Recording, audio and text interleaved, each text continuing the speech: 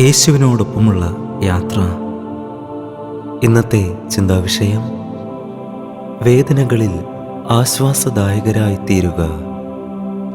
ധ്യാനത്തിനായുള്ള തിരുവചനം യോഹന്നാൻ എഴുതിയ സുവിശേഷം 11-ാം അധ്യായം 33-ാം വാക്യം. അവൾ കരയുന്നതും അവളോടുകൂടി വന്ന യഹൂദന്മാർ കരയുന്നതും യേശു കണ്ടിട്ട് ഉള്ളം നൊന്ത് കലങ്ങി.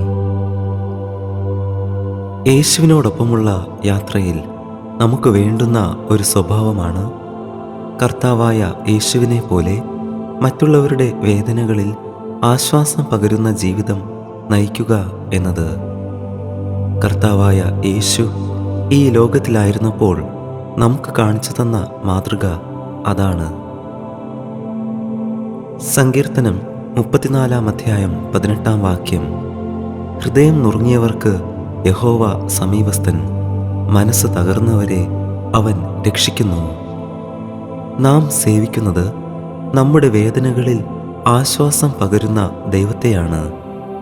ഹൃദയം നുറുങ്ങിയവർക്കും മനസ്സ് തകർന്നവർക്കും സമീപസ്ഥനാണ് ദൈവം. തകർന്നും നുറുങ്ങിയുമിരിക്കുന്ന ഹൃദയത്തെ ദൈവം ഒരു നാളും ഉപേക്ഷിക്കുകയില്ല.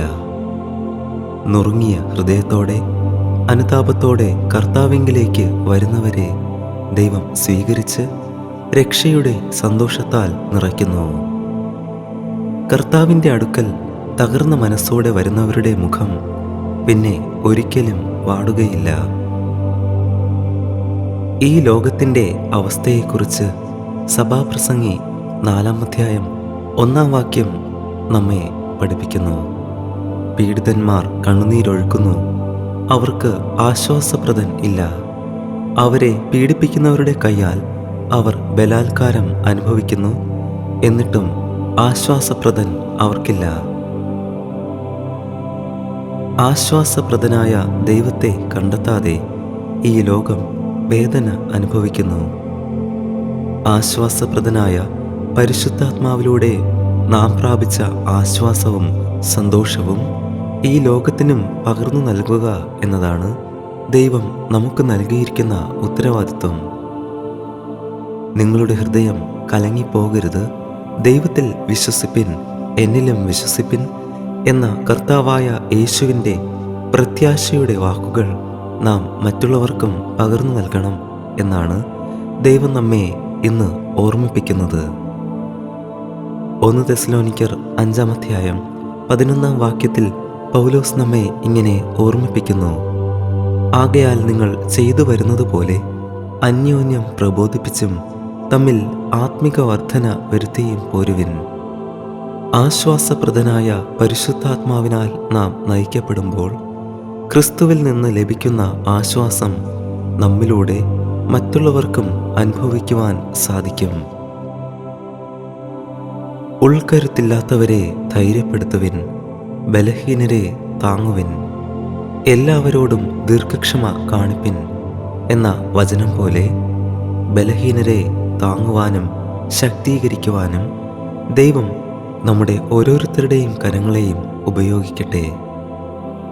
കർത്താവായ യേശുവിൻ്റെ ഉത്തമ സാക്ഷികളായി നാം അനുഭവിച്ച ദൈവസ്നേഹത്തെ മറ്റുള്ളവർക്കും പകർന്നു നൽകുന്ന, ആശ്വാസം പകരുന്ന ജീവിതം നയിക്കുവാൻ ദൈവം തൻ്റെ പരിശുദ്ധാത്മാവിലൂടെ നമ്മെ ഓരോരുത്തരെയും സഹായിക്കട്ടെ. നമുക്ക് പ്രാർത്ഥിക്കാം. പരിശുദ്ധനും നീതിമാനും ആശ്വാസപ്രദനുമായ സ്വർഗീയ പിതാവേ, ഈ പുതിയ ദിവസത്തിനായി ഞങ്ങൾ അങ്ങേക്ക് സ്തുതിയും സ്തോത്രവും അർപ്പിക്കുന്നു. ആശ്വാസപ്രദനായ അങ്ങയുടെ സ്നേഹത്തെ ഞങ്ങളിൽ പകർന്നിരിക്കുന്ന ദയയ്ക്കായി നന്ദി പറയുന്നു. അങ്ങിൽ നിന്നും പ്രാപിച്ച ഈ ആശ്വാസം വേദന അനുഭവിക്കുന്നവർക്കും കഷ്ടപ്പെടുന്നവർക്കും പകർന്നു നൽകുവാൻ അങ്ങയുടെ പരിശുദ്ധാത്മാവിനാൽ ഞങ്ങളെ സഹായിക്കണമേ, ശക്തീകരിക്കണമേ. ഞങ്ങൾ ആയിരിക്കുന്ന സ്ഥലങ്ങളിൽ അങ്ങയുടെ ഉത്തമ സാക്ഷികളായി ജീവിക്കുവാൻ ഞങ്ങളെ ഓരോരുത്തരെയും സഹായിക്കണമേ. കർത്താവായ യേശുവിൻ്റെ നാമത്തിൽ തന്നെ ആമേൻ. ദൈവം നമ്മെ അനുഗ്രഹിക്കട്ടെ. God bless you.